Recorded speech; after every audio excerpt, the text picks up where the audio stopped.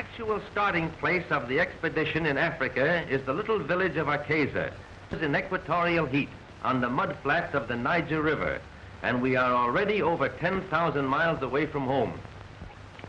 Adventurous missionaries, ivory traders, and elephant hunters have used this town as a jumping-off place many times before us, and signs of civilization are apparent. Life is not a game of bridge and an afternoon of tea for the ladies of Africa. They are too busy pounding rice for the next meal. Yet there are light spots in this dark land. Here is a beauty parlor. She doesn't put in permanent waves. She's paid for trying to take them out. Anyway, she's trying to take out something. And here is the original tailor of 2 suits for the price of 1 frame. While he weaves a pair of trousers on his ancient foot-power loom, his customer in the background waits in his other suit. This little group of elephant tusks is worth over $10,000, and each pair represents the death of a 4-ton animal. Here we charter an old-time wood-burning stern-wheeler, which will carry the expedition approximately 500 miles up the Niger River. From that point, we will travel by truck, and the foot safari will carry the supplies. Hundreds of gallons of gasoline and oil for the truck must be transported and deposited at convenient points along our proposed route, in this manner or on the backs of our native quarters.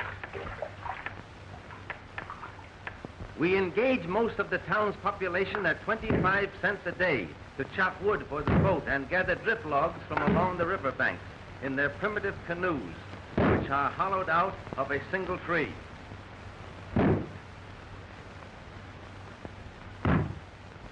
The foot safari of 200 natives are chosen from various tribes, and the immense amount of necessary supplies are divided into small loads, which they can carry on their backs far in advance of the truck and sound equipment. The fact that each tribe speaks a different language lessens the possibility of them all striking or quitting the expedition at one time.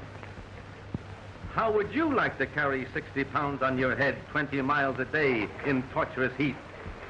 Finally, the entire expedition is loaded onto the steamship which will carry us up the Niger and into the heart of the dark continent.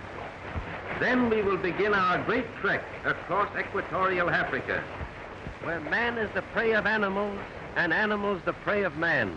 Africa the unknown. The crossing of the Shari River presented a problem until we found a trader with a small portable motor attached to a rowboat. Our own men fashioned a flimsy raft of 3 dugout canoes, which didn't look very safe, but was better than nothing at all. So we put the truck on and took the chance of walking back if anything happened in midstream. Goodbye, everybody. However, many trips landed everything safely, and on the other side we met some lonesome Frenchmen who treated us to wine and a very fine dinner.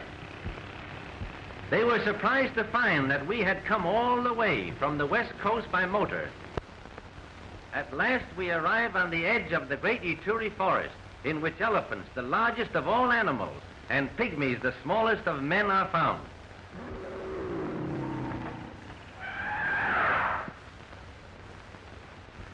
The trail of the elephant is easy to follow, for they trample down everything in their way.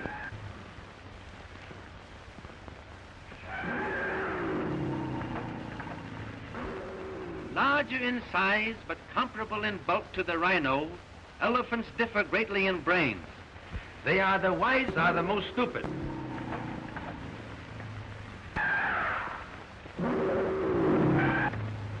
Their sight is very bad, but their scent and hearing are highly developed, making them most dangerous animals to approach.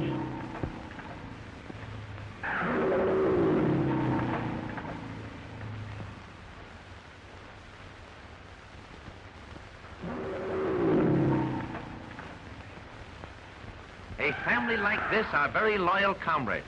They have been known to carry a wounded pal away from danger, supporting his immense body between them at the risk of their own lives. The African elephant, unlike his Indian namesake, has never been successfully trained for the use of man. Until recent years, ivory hunters penetrated the haunts of the elephant for centuries, killing millions of these majestic mammoths and taking away nothing but their tusks. We had been unable to find a route through the dense forest to the pygmy village, so we seized this opportunity to bribe our way with salt, which necessity of life is very difficult for them to obtain. Boy! Kuja hapa! Kuja! Kuja hapa! Here you are. They love it. Like a child loves candy. It's very scarce in the forest. Chumbi! Chumbi mingi! Kuja!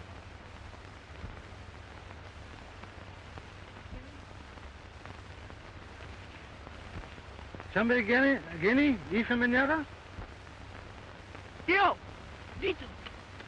He says he'll take us to the pygmy clearing if we bring plenty of salt. We better bring plenty of water. Something tells me he's going to be plenty thirsty. Finally, our little guide brought us to a clearing in the center of the deep Ituri forest, and hundreds of pygmies came from all directions to greet us. The average height is a little over 4 feet, and they rarely weigh more than 75 pounds, but they are well proportioned and comparatively strong. This is the smallest tribe of people in the world. They live in clans of 20 or 30, a few miles apart, and a representative of each family receives the salt.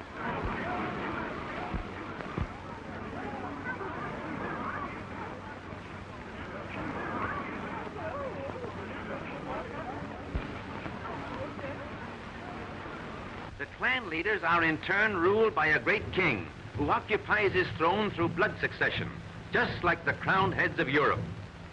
He is honoring us by coming in from the depths of his forest capital. We wanted to pay our respects to His Majesty there, but the darkness in the interior makes photography impossible, and the king graciously offered to come to us in the clearing. He is comparatively young, and both he and his subjects show character and intelligence. In this, they differ from most of the other African tribes. Besides supplying music for the dance, these great tom-toms boom out messages in a code similar to our telegraphy. Everybody dances in Pygmy Land, and their chanting, while not particularly harmonious, has a fast rhythm that makes the feet want to do things. These are the original hot dogs. The Pygmies have practiced companionate marriage for centuries, long before Judge Lindsay was ever heard of. If a marriage doesn't take after a year's tryout, they start all over again with a new wife. No one is allowed more than one wife at a time, except the king. He gets 2 for safety's sake, to ensure a son and future king. These are the queens. They are very modest and shy when the king is around. According to scientists who have made a study of the past history of this race, the pygmy is not really a Negro, and their faces certainly show a great similarity to nearly every other nationality in the world.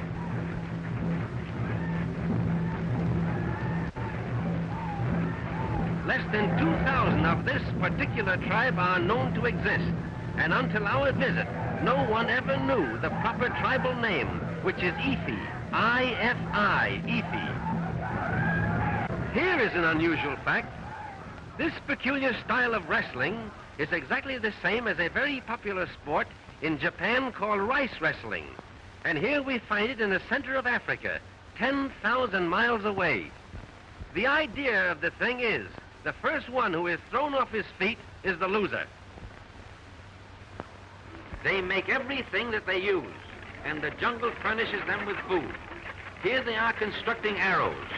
The shafts are made from the hearts of palm trees, which are strong, light, and durable. Look at these beautiful teeth.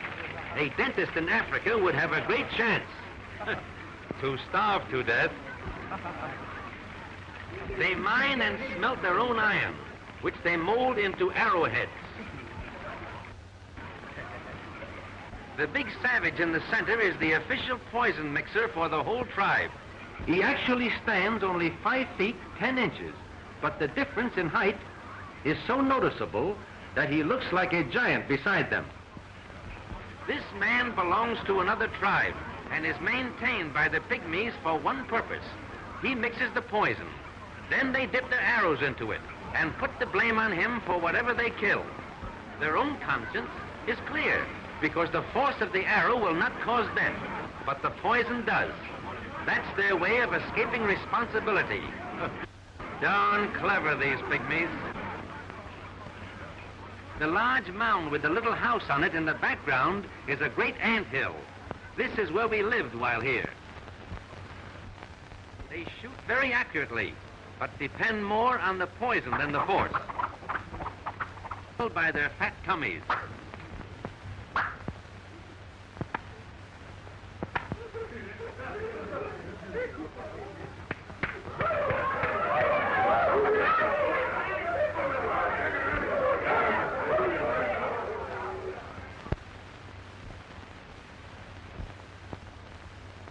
But it is very hard to get close enough to photograph them. Any unusual noise on the sounds of every description. A cheetah slinks off, uttering his odd bird-like call. Unusual and rare baby bat-eared foxes run for their dugouts, where they huddle close together and cry plaintively in fear for their lives.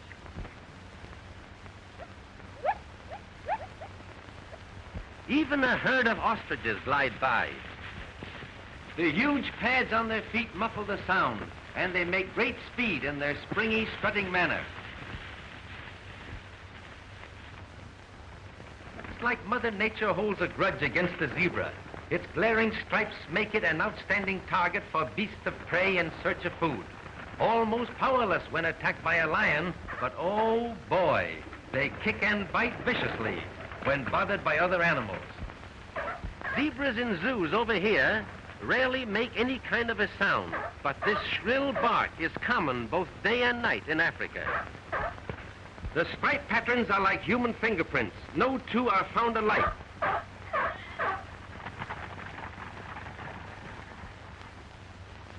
They are often found grazing in company with a herd of topi, which are similar to a large American deer. These two widely separated species often fight together against their common enemy, the lion. The ripples across the picture in the background are heat waves, for it is 130 in the shade, and we never found much of that. Not the least bit camera conscious, just a born actor. His relations are running out on him. I don't know whether he's calling his mother or his father, but I guess he wants his mama.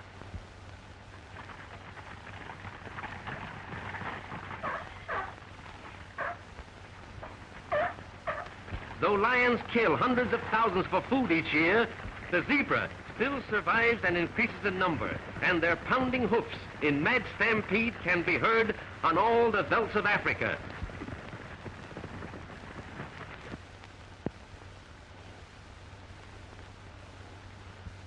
Oh, the original rubberneck. You can't get close to a giraffe without him seeing you, but their curiosity is stronger than their fear, and often they'll stand 100 yards away and gaze steadily down at you. They are natural-born reachers. They will drink every day if near water, but they can get along without it for weeks at a time, thereby making a monkey out of the camel. A full-grown giraffe is the tallest animal on the face of the earth, often standing nearly 16 feet high. Hunters rarely kill these harmless monsters, but the natives often do, for the hide makes a bullwhip 30 feet long without a break.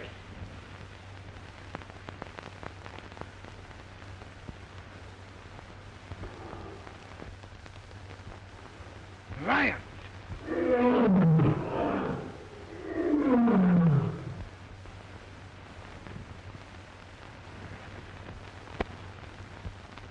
But these two lions are stuffed with food and lazy.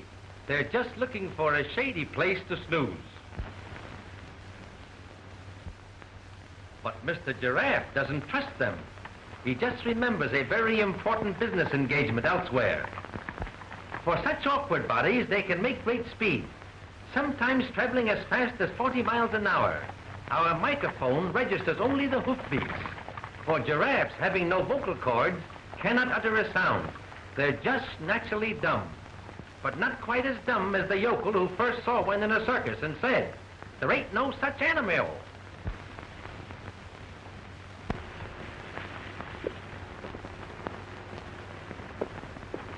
Here is a marvelous chance to study their peculiar rocking horse gallop. All 4 feet are never off the ground at one time. They were once called camel leopards, due to their leopard spots and their unusual ability to go without water. The huge legs, long neck, and sloping back make the giraffe appear clumsy. But notice how the head remains level, while the neck takes up the bumps like a shock absorber.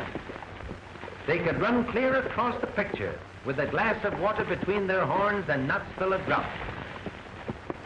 Once underway, these great runners are hard to stop, and they have often hung themselves on the telegraph wires of the new railroad, which has been started from the Indian Ocean coast.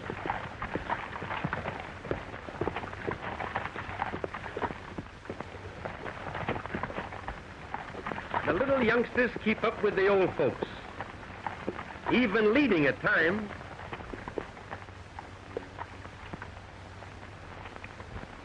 Here is a sure enough neck-and-neck race, with the little fellow trying to hitch on behind.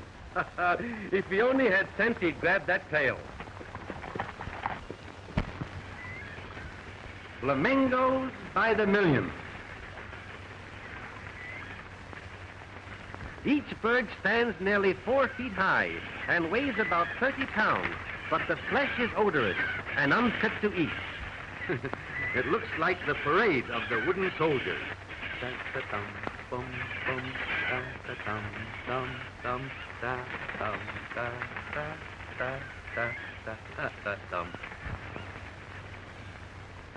They appear to be floating, but in reality they are... It is an amazing sight to watch a flock numbering hundreds of thousands suddenly lift themselves into the air, so thick that they hide the sun. Thick is the reality of an artist's dream. A golden sun fades to a lovely pink in natural harmony with the color of the flamingo, that wing their way in vivid circles, but always within sight of the lake, which is their home in life and their grave in death. Watch the fish trying to gain the upper water so they can spawn in the place where they were born.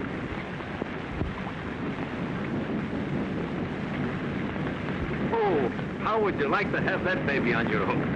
50 miles below the falls, the Nile spreads out into a flat, virgin wooded valley. Unusual trees such as this dot the shores, and in the interior, a short distance, are almost impassable papyrus swamps. It is here that the famous tsetse fly, which causes sleeping sickness, breeds, and the far-famed white rhinoceros makes his home. Here he is, the square-lipped or so-called white rhino. He is much larger than the common black variety, and less than 200 are known to exist. Gosh, that's a big one. What do you think he weighs? Oh, about 3 tons. Gee, all bulk and no brains.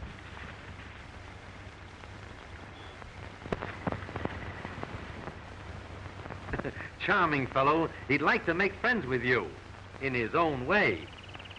Thick-skinned and bad-tempered, this most weird survivor of prehistoric animals is rapidly becoming extinct. The horns are not bone, but consist of thickly compressed hair, which is valued at 3 times the price of ivory, because it is shipped to China, where it is considered the greatest of all medicine cure-all. Impala, Impala, the most graceful of all the antelope family. They always travel in herds of 100 or more through a park-like country. I'll make him show some action. Be careful. Don't hit him. I won't. When frightened, they jump, much like a kangaroo, but infinitely more graceful. The natives call this the dance of the impala, but we call it the dance of the leaping linas.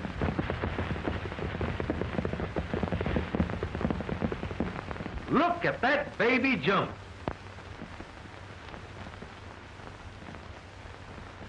If you notice, folks, the one without a hat is a distant relative to the Mexican jumping bean. No authority seems to know why the impalas jump. It's just another of those unexplainable mysteries of African animal life. When they stop, no amount of outside interference can stop them again.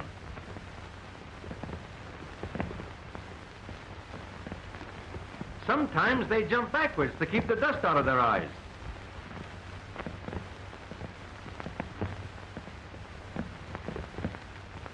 They almost seem to have wings as they literally glide through space. Their lithe bodies sail through the air for as much as 40 feet in a single jump, and 12 to 15 feet high, but sometimes higher in the spring.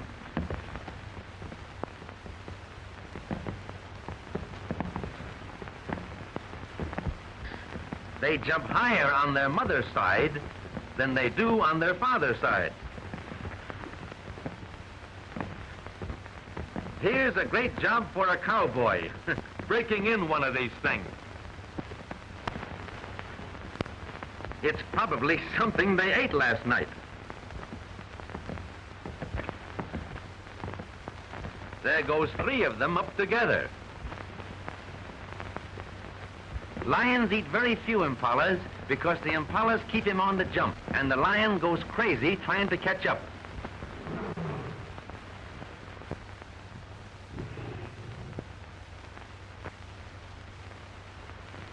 Like a buffalo, they act like a cow and make a noise like a lion, all of which means that something went wrong somewhere. With their shaggy manes and heavy forequarters, they remind one of the American buffalo, but only at a distance, for they are much smaller. They always roam through fairly open country in great herds, and when the sun is in back of them, their white beards make them visible for miles. Though they have a placid cow-like expression, they will charge without notice, and fight together have been known to kill a lion. Dozens of them huddle under one small tree to escape the terrific heat, for shit is scarce.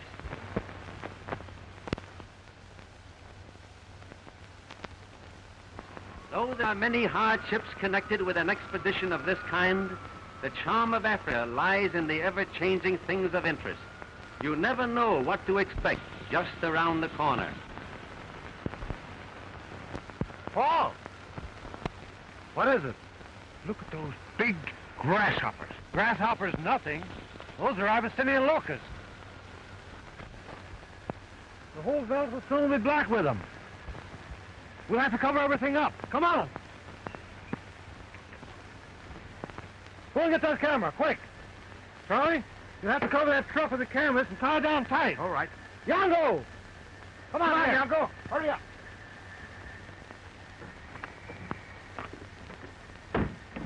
Get a hold of that crap, quick. Come on, pull it right down. Come on with that camera. I'll help them on the truck. Get over there, get this rope. Go on around there, Mickey. Hurry up. Got it? Tomorrow I will bring locusts unto thy coast, and they shall eat every tree which groweth for you out of the field. This tremendous swarm is just such a visitation of locusts as Moses called down to punish the wicked Pharaoh of Egypt 3,500 years ago. They'll be on us in a minute. Let's photograph them from the inside.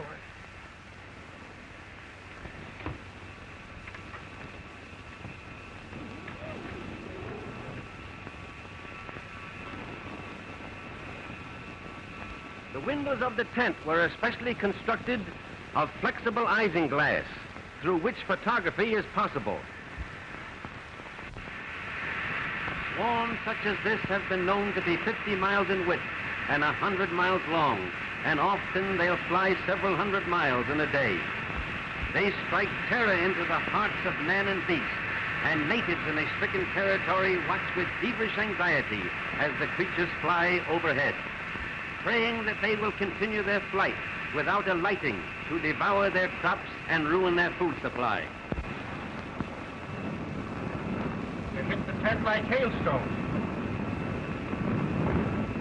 Are the boys safe? Yes, I put them in the cab of the truck. Like an enormous storm of black flakes, they cover the earth in a ravenous horde, eating every bit of grass in their path. Every animal leaves the stricken area, and hundreds die in their frantic efforts to shake off the pest.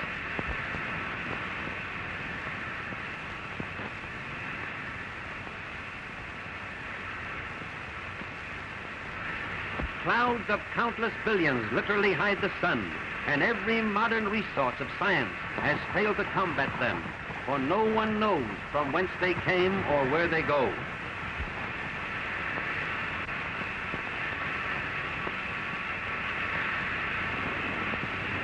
Hand of a higher power, the wildebeest know by instinct that the only way to escape disaster is by taking a course at right angles to the wind, because the locusts fly with the wind.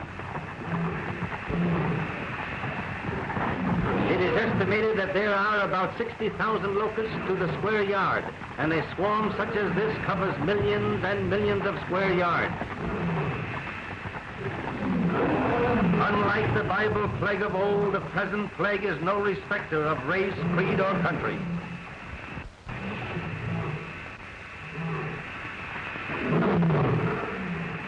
The stampeding wildebeests raise clouds of giant hoppers, which have settled on the ground. The frantic animals must travel more than 50 miles through this insect storm before they can eat or drink again.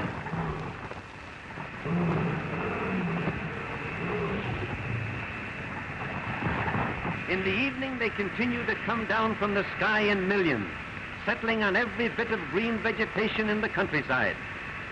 They break strong branches of trees by the sheer weight of their countless numbers, and the ground is covered with a blanket at least 6 inches deep.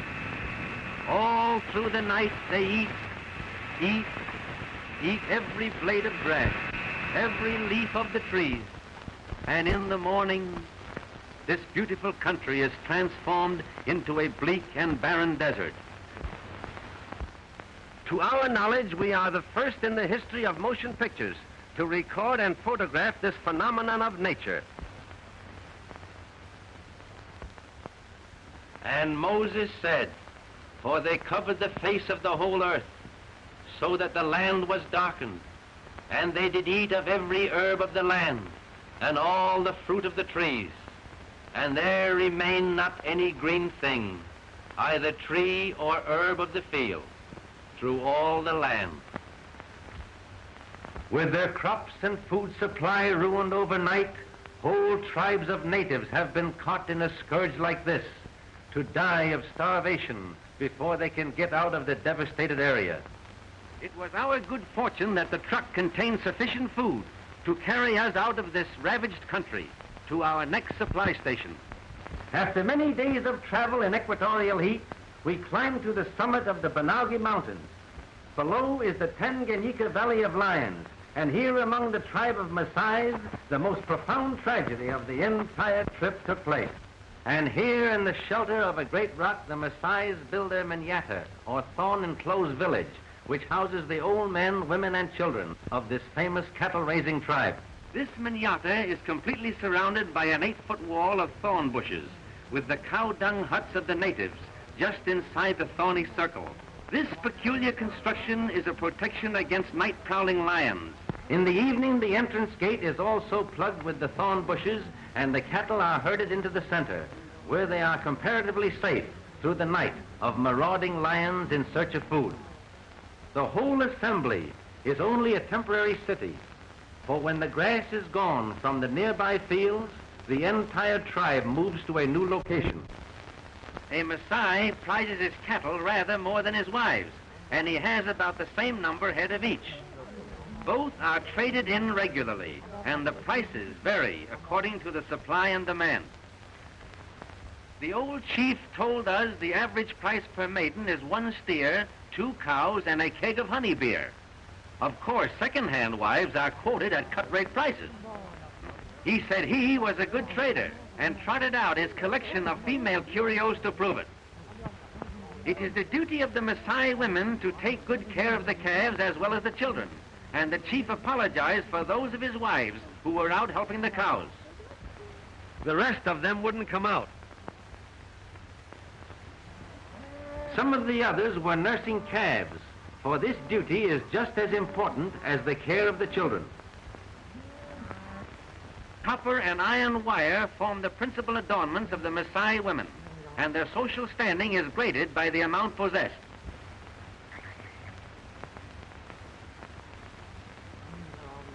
Some of the favorites can hardly lift their arms because of the weight of the many metal rings, for which the fond husband has traded his precious cattle. The cattle spend the night in the circle of thorns, and at daybreak they are turned loose to graze on the plains. No Maasai ever eats meat. They live entirely on an atrocious curd made from milk and blood, both of which are drawn from the cows. Even in times of starvation and drought, they die by hundreds rather than eat the meat of the cattle, which they persist in treating as ornaments. They are slightly smaller than our cattle, and each has a peculiar hump on the back like that of a camel. While his youngest son attended to the cattle, the kind old chief instructed his oldest boy, Kega, to show us around and help however he could in our purpose to secure close-up scenes of wild lions.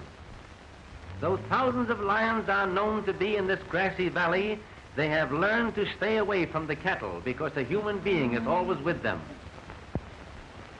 Dotting the hillsides in the open, but close to the Maasai village, can be seen the huts of the Maasai El Moran or lion hunters, the most courageous and feared of all African warriors. They are the tribe policemen or protectors, and in these clusters of small huts they live like knights of old, being carried their food of milk and blood by maidens of the tribe, who also live with them in a state of free love. They are maintained for the sole purpose of hunting lions, which have become man-eaters or molesters of the great herds of cattle that constitute the wealth of the tribe. Here in this valley of lions we make a permanent camp and carefully prepare to obtain motion pictures and sound of the giant cats in their natural moods.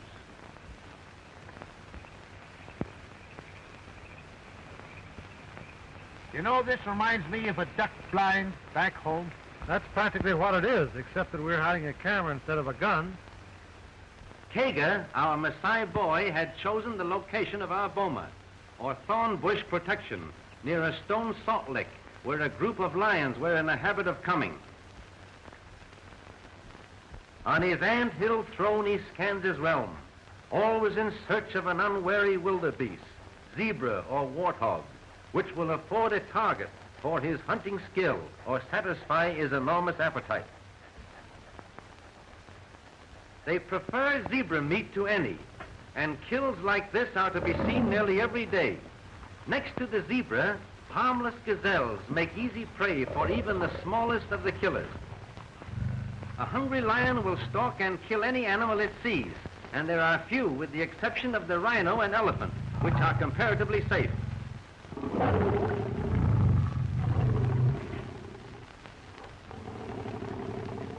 Truly the king of beasts, flesh-eating and blood-drinking, but now a picture for an artist's eye. Though she appears as gentle as a tabby cat, the female is more deadly than the male.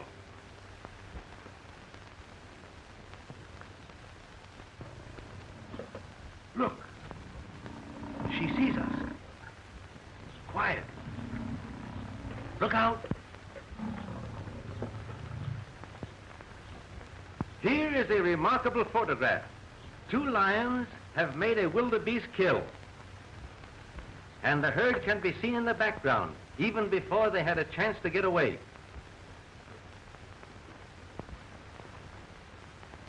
Even at that, some of the best pictures escape our camera. For instance, we saw this great female leap clean over the hedge in the background, carrying a 200-pound gazelle in her teeth. Lions are not supposed to be able to climb trees. But how would you like to be where the meat is?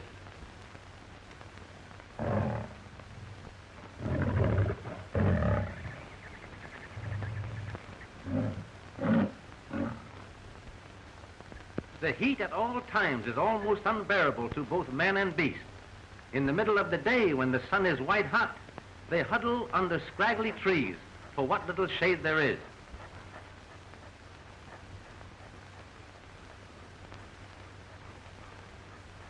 Lions are rarely found in large numbers, and it is quite unusual to photograph 7 at one time. At 3 months of age, the cubs cry for meat, and mother must provide. For these have not yet reached the age when they can make a kill of their own.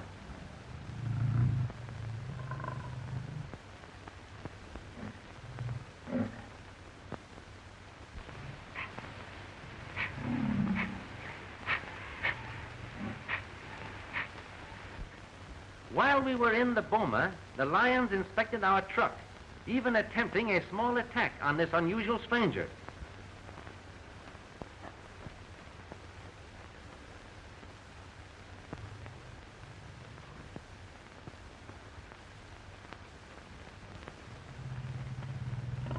They tore off a spare tire and slyly took a little nibble at it. They seem much surprised when it doesn't bite back.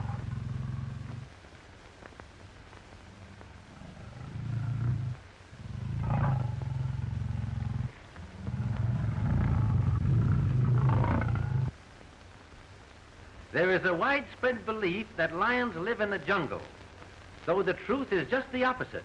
They are always found in open grassy plains, because the lion is a meat eater, and he feeds entirely on animals, which in turn live off the virgin grass of the open country.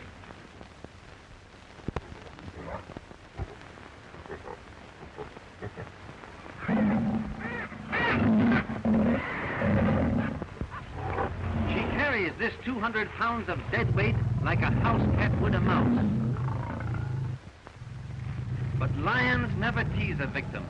They break the neck instantly with a tremendous swipe of the paw and eat what they want almost immediately.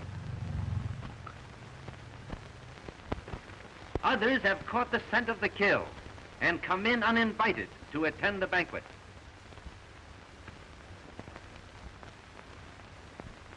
Shooting the prowlers of the plains with a camera is much more difficult than with a gun and brings one in closer contact with them.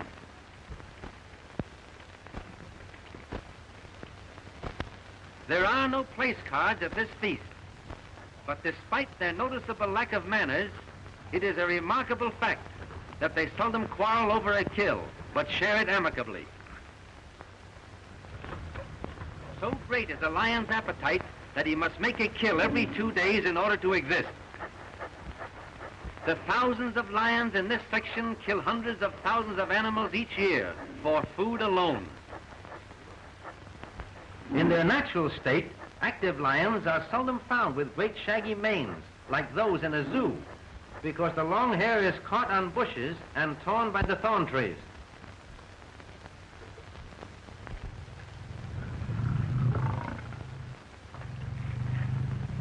Trigger! Get rifles from motor car, quick!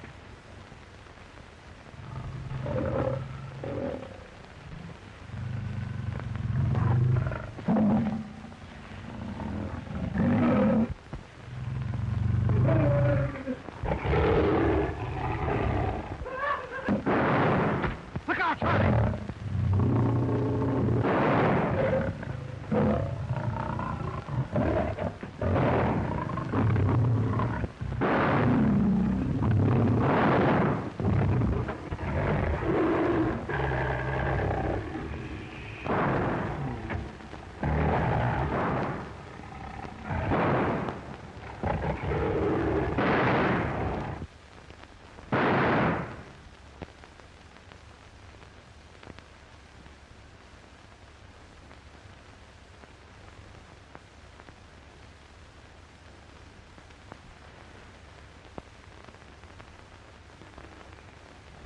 The boma!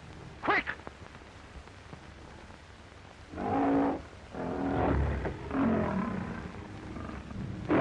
One big male even followed us toward the boma. It is very interesting to watch a lion shy at the sight of thorn bushes when he will charge straight at a firing revolver. After reloading our revolvers, it was useless to continue the battle because it was already too late to do anything for poor Kaga.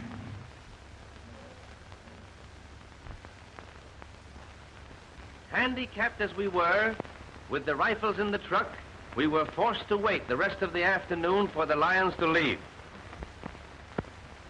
Finally, 5 out of the 6, which were around us, trooped off behind the leader. Only one of the man-eaters remained at the kill. A flock of vultures awaited his departure, and behind them in the distance, a ring of cowardly hyenas also await turn.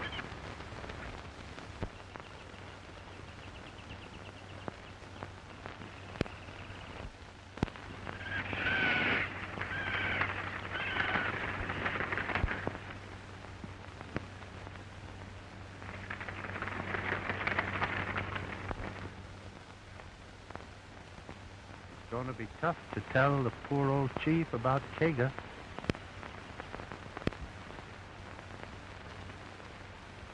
Come on, let's go.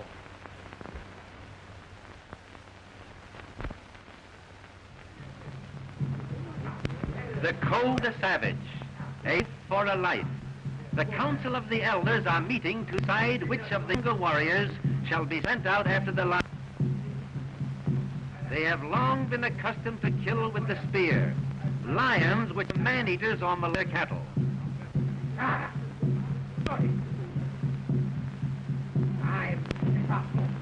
There's sadly a outcome of the council. Many of Kaga's older kin now past their would be willing to young warriors in the hunt, but have already been sent to the huts of the El Moran, lion hunters. For this honor reserved solely for them. The phantom made of ostrich feathers and is as necessary to hunt as the spear.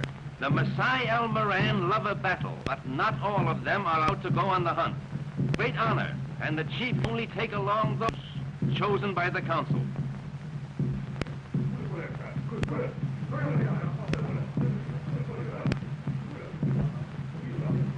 Most of the younger warriors wear headdresses made from the manes of the lion they have killed.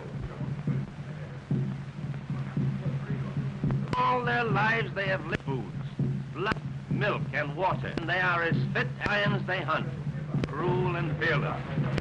They let us come along to photograph the hunt, only on our solemn promise not to shoot the lion.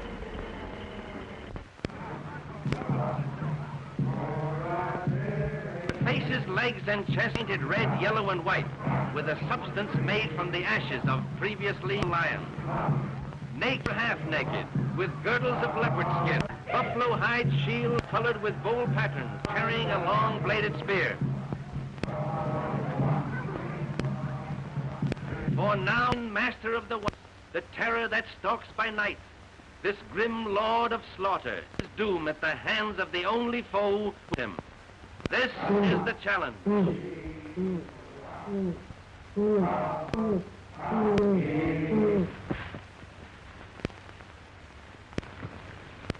They in unison, the sun, and moon fierce singing builds up a furious wrath at the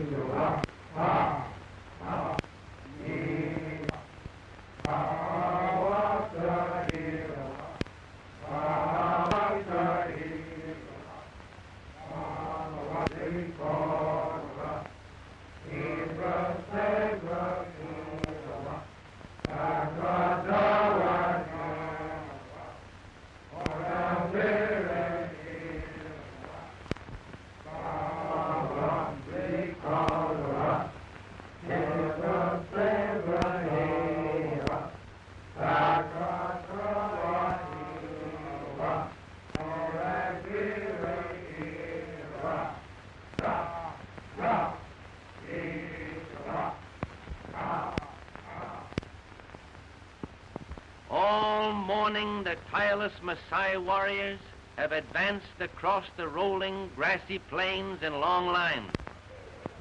beating across a circle 12 miles in diameter, lithe panthers, their great muscles rippling under their smooth, dark skin. Suddenly, a short distance ahead, a great female spied us and darted off to the right. We were happy to shoot her, but we could not break our promise with the Maasai chieftain. Now the hunters divide, form the final circle around us.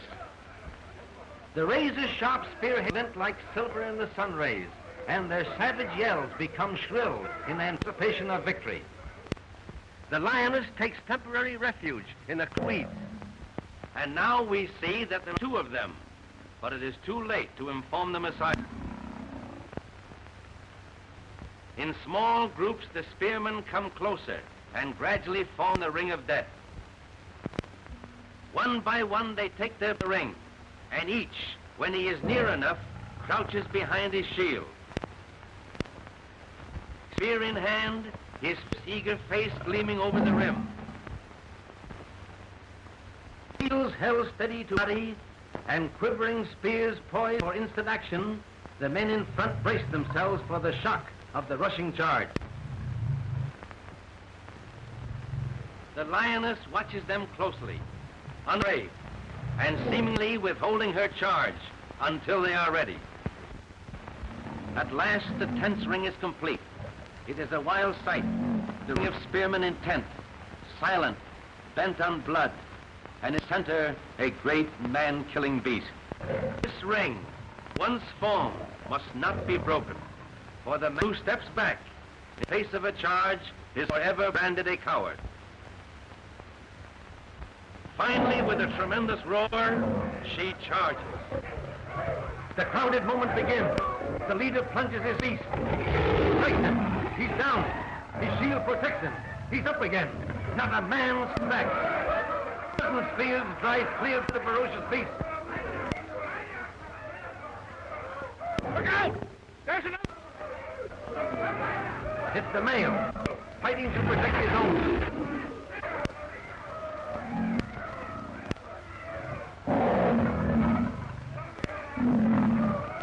Look out! He's got another one. Quick as lightning, the spears flash again. Even as he falls in death, he bites up a spear.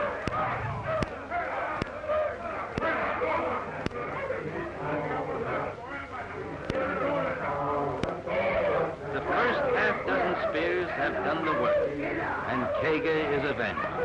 The whole thing is over in 30 seconds, but excited, them wild with savage, and we wondered if to us next. The chief takes away the knife, whose wild frenzy seems to be getting the best of him.